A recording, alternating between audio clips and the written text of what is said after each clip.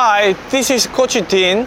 Let me lecture on 7 steps of perfect forehand. Before we discover the perfect forehand, we need to understand different types of grips. Forehand has 3 types of grip. First one, Eastern forehand. We call it 3-point used by Roger Federer.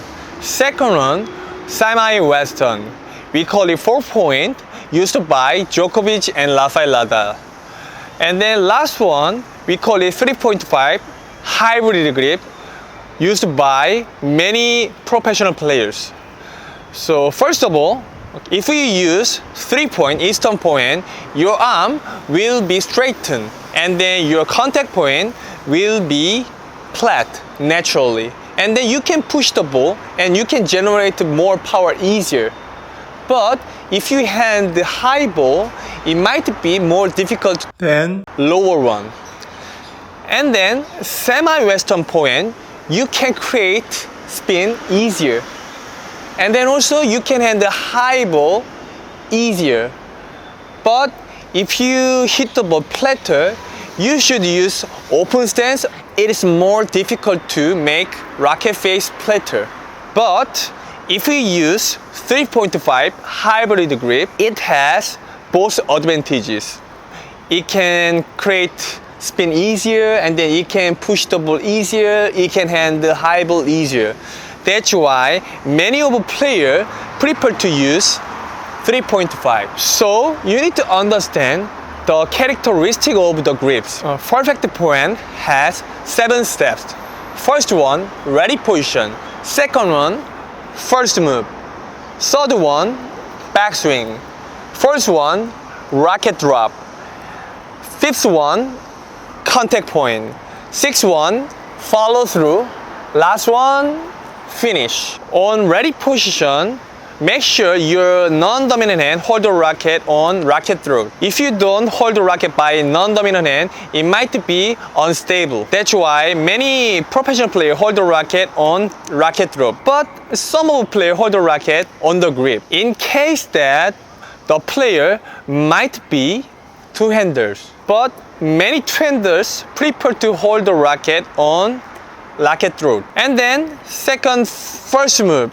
If you get a good first move like this, you can create more spin and then you can adjust the high ball. But if you have a bad lower first move, you cannot handle high ball, you cannot create more spin.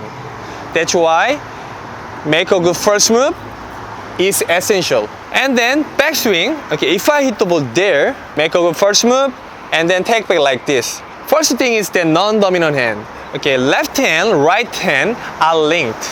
So if you non-dominant hand straighten, your dominant hand will get straightened.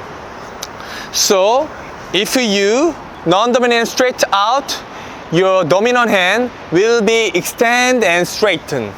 So that's why many players non-dominant straight out and hitting. So first move and backswing non-dominant hand stretch out and then racket take back outside instead of behind. Because if you take back behind, it might be late to contact. That's why 8 point style take back outside. This backswing is adaptable, but behind the backswing is more difficult. That's why we prefer to take back outside. And then racket tip up. If you take racket tip up, it might drop and to forward means that generate more racket speed. That's why racket tip up backswing.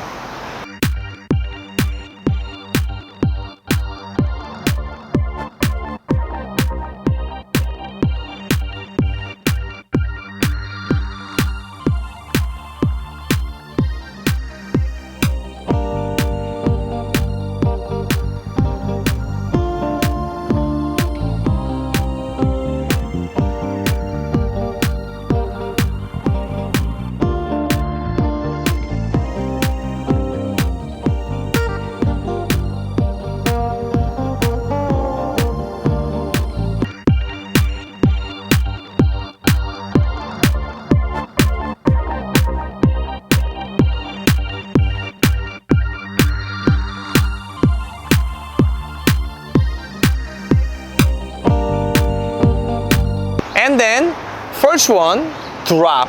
Many people think that dropping the racket is like this, but it is not true. Dropping the racket is like this.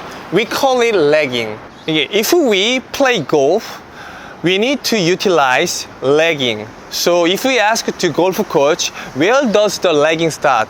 The golf coach answer that the trunk.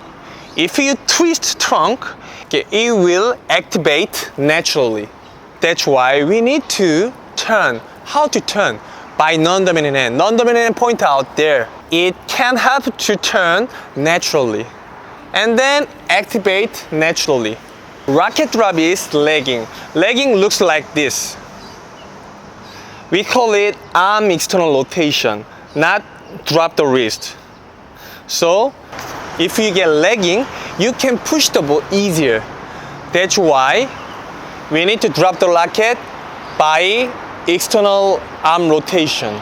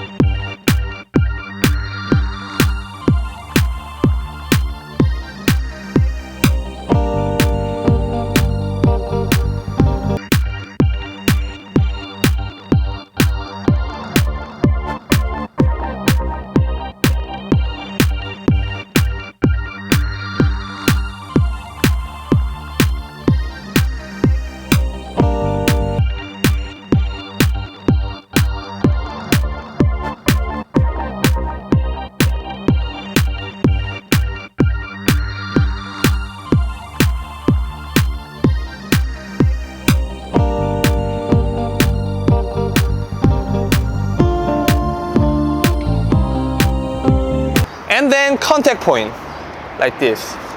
So contact point, your non-dominant stay next butt cap. Because as your ATP tennis coach, we all the time check the shoulder rotation. Shoulder rotation means that your right shoulder and left shoulder rotate together. So if you use your non-dominant like this, it doesn't work. That's why in the beginning and then as your beginner and intermediate, contact here and rotate together instead of pulling. So if your contact point, your non-dominant stay next to butt cap like this, and then follow through like this. It's like a two-handed backhand. If you rotate without non-dominant hand, it will be separately like this. Like this. That's why stay next to the butt cap and then follow through by non-dominant together. Like this. And then last one, catch the racket like this. Okay, when you finish, your thumb face to left fence. Because if you finish like this, your contact point towards to downward. That's why we need to finish like this. But intermediate and advanced players sometimes cover the ball like this. But as a beginner, and then if you want to improve your basic technique, I strongly recommend to finish like this. And then if you catch the racket at finish, you can decelerate the racket swing, because at the contact you need to accelerate the racket speed maximum. After contact, you need to decelerate racket speed. You need to repeat over and over again to master it. Let me summarize all of them.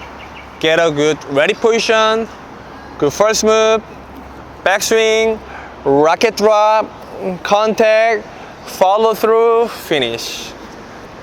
First move, backswing, racket drop, contact point, follow through, finish. If I hit the ball there, first move, backswing, racket drop, contact, follow through, finish. There. Make a good first move, backswing, racket drop, contact point, follow through, finish. I believe the steps can improve your forehand.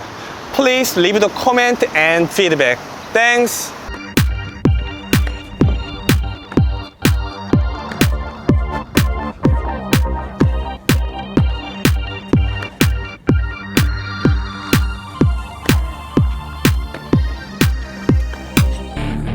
They wanna rise up while you drown. They wanna fill your head with doubt. They're silently scared that you'll figure it out. I'll make it look like I'm losing, won't bother hiding my bruises. And when they finally think you're wounded, then it's your chance to be ruthless.